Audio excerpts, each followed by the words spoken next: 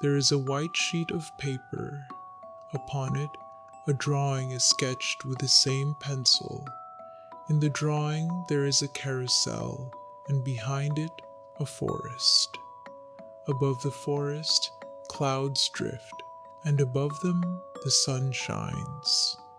On the carousel spin a horse, a bear, a camel, a giraffe, a car, and an airplane. Upon them sit boys and girls. Without the sheet, the drawing could not have been drawn. The sheet is the background of the drawing. Everything drawn upon the sheet is not separate from the drawing as a whole. It is one totality of connected lines. A child receives the drawing along with colored pencils. He begins to fill the white space, the gaps between the gray pencil lines with color. The white sheet becomes colorful. The whiteness allowed the color and then became unseen. Now imagine that the drawing has become living reality. A little girl who does not yet know names gazes at the scene.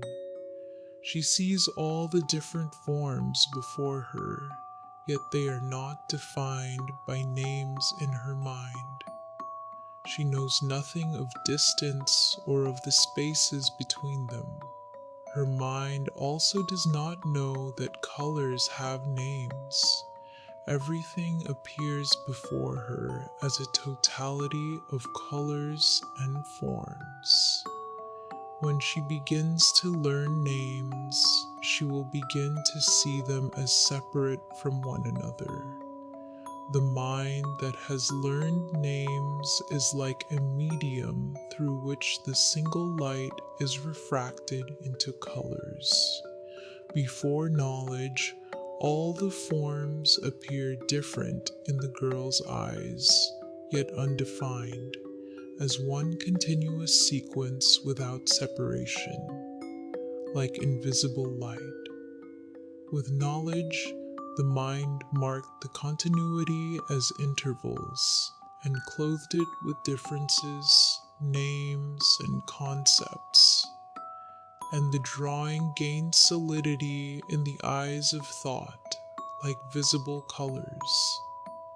The girl will be able to describe their shapes, their size, and their color.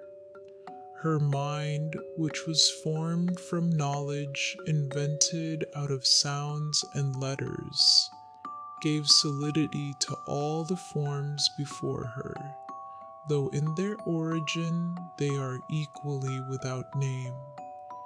And if we return to the picture that became reality, the sun, which is the body of the illuminated space, is not separate from it at all. There is no actual sun that can be grasped, for it is only a passing appearance upon the continuous screen in which both light and darkness appear. The clouds, which are the body of the sky, are not separate from it at all. There is no actual cloud that can be grasped, for it is only a passing form upon the continuous space, both lit and darkened. All the animals, which are the body of life itself, are not separate from it at all. There is no solidity in them that can be grasped, for they are only passing formations upon the continuous space in which both life and fading appear.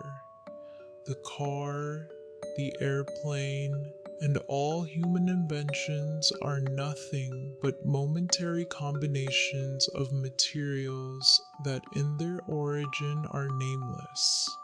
There is nothing truly separate in them, and they are only passing formations upon the continuity in which both form and concept are born and disappear. The space between the objects, which is the body of space itself, is not separate from them at all. There is nothing actual in it that can be grasped, for it is only a momentary non-appearance upon the continuous screen in which both forms and their absence appear. Even when all the forms disappear, nothing is missing, because the space itself was always that same whole continuity.